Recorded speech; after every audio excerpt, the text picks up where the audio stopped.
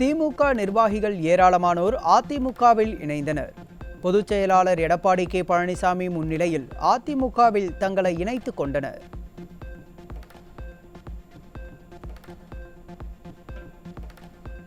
கழக துணை பொதுச் செயலாளர் KP முனுசாமியின் தந்தை பூங்காவன கவுண்டர் உடல்நலக்குறைவால் மறைவு. கழக பொதுச் செயலாளர் எடப்பாடி கே பழனிசாமி இரங்கல். கோவை மாநகராட்சி 71வது வார்டிற்கான பூத் கமிட்டி பொறுப்பாளர்கள் மற்றும் நிர்வாகிகளுக்கான ஆலோசனை கூட்டம். முன்னாள் அமைச்சரும் கழக தலைமை நிலைய செயலாளருமான SP வேலுமணி தலைமையில் ஆலோசனை. கன்னியாகுமரி, நெல்லை, தூத்துக்குடி, தென்காசி மாவட்டங்களில் இன்று ரெட் அலர்ட் எச்சரிக்கை. அதி கனமழைக்கான ரெட் அலர்ட் எச்சரிக்கை விடுத்தது வானிலை ஆய்வு மையம். கொட்டித்தீர்க்கும் கனமழையால் தத்தளிக்கும் கன்னியாகுமரி. குடியிருப்புகளை வெள்ளம் சூழ்ந்திருப்பதால் மக்கள் கடும் அவதி.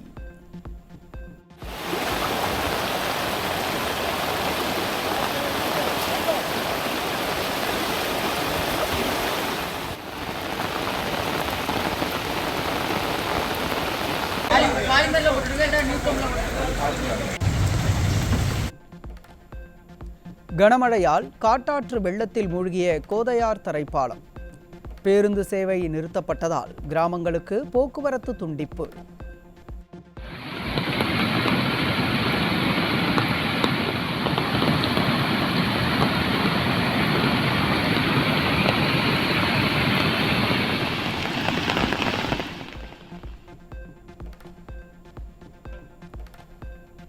கனமழையால் வெள்ளக்காடாக காட்சியளிக்கும் நெல்லை மாவட்டம்.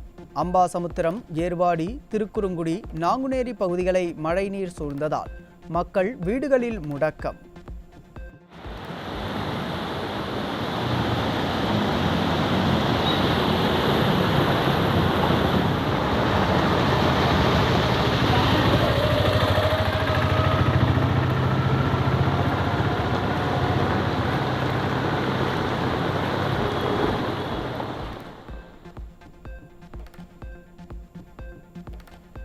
நெல்லையில் கொட்டித்தீர்க்கும் கனமழையால் சாலைகள், சுரங்கப்பாதைகளில் மழைநீர் தேங்கி போக்குவரத்து பாதிப்பு.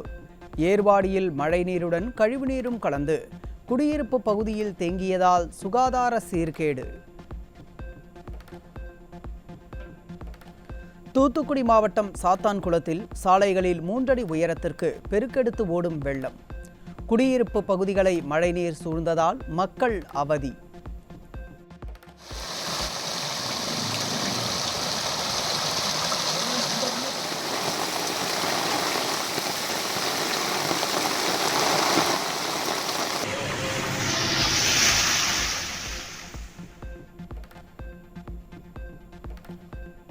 நெல்லை, தூத்துக்குடி, கன்னியாகுமரியில் கனமழை வெளுத்து வாங்கும் நிலையில் தூங்கிக் கொண்டிருக்கும் நிர்வாக திறமையற்ற அரசு.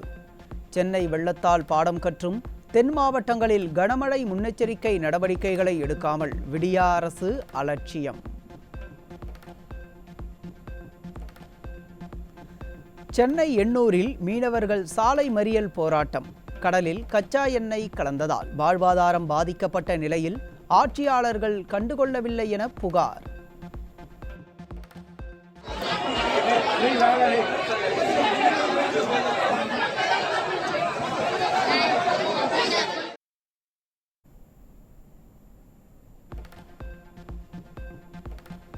திமுக MLA KP சங்கரை முற்றுகையிட்ட மீனவர்கள். எண்ணூரில் சாலை மறியலில் ஈடுபட்ட மீனவர்களை சமாதானம் செய்ய வந்தவரை சிறைபிடித்து வாக்குவாதம்.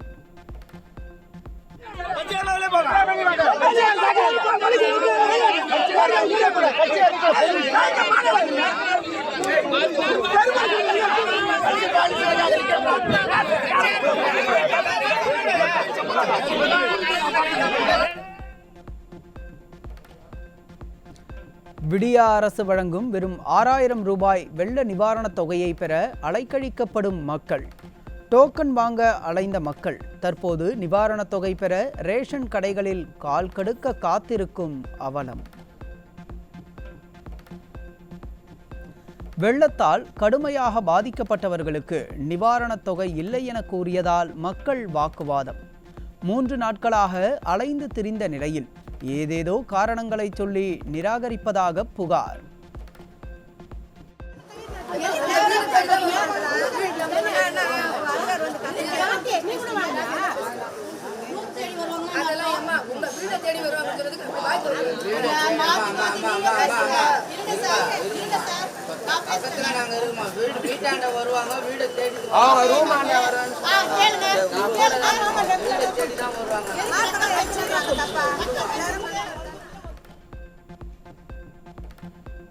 முதல்வர் திட்டத்தை தொடங்கி வைத்த பிறகுதான் நிவாரணத் தொகை கொடுக்கப்படும் என ரேஷன் கடை ஊழியர்கள் கூறியதால் மக்கள் அதிருப்தி. தங்கள் வரிப்பணத்தை நிவாரணமாக பெறுவதற்கே கால் கடுக்க காத்திருக்க வேண்டுமா என ஆதங்கம். ரேஷன் கார்டு இல்லாதவர்கள் வெள்ள நிவாரணம் பெறுவதற்கான விண்ணப்பத்தை வெளியிட்டு ஷாக் கொடுத்த விடியா திமுக அரசு. வெள்ள நிவாரணம் கிடைப்பது கேள்விக்குறியானதால் வாடகை வீட்டில் வசிப்பவர்கள் அதிர்ச்சி. வெள்ள நிவாரணத் தொகை கிடைக்காதவர்கள் புகார் அளிக்க தொலைபேசி எண் அறிவிப்பு. நொடிக்கு நொடி புகைப்படம் எடுத்து விளம்பரம் தேடும் அமைச்சர்களும் அதிகாரிகளும் எவ்வளவு புகார் வந்தது என்ற விவரங்களை தெரிவிப்பார்களா என மக்கள் கேள்வி.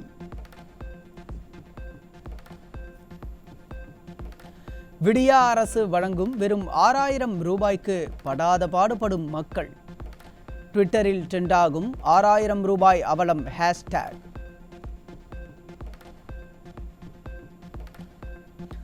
நாமக்கல் தனியார் மருத்துவமனையில் குழந்தை பெற்ற பெண்ணுக்கு கொரோனா பாதிப்பு. தொற்று உறுதி செய்யப்பட்டிருப்பதால் அரசு மருத்துவமனையில் சிகிச்சை.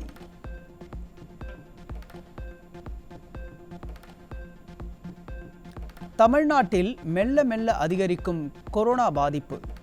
மாநில எல்லைகளில் கொரோனா பரிசோதனையை செய்ய விடியா அரசுக்கு மக்கள் வலியுறுத்தல்.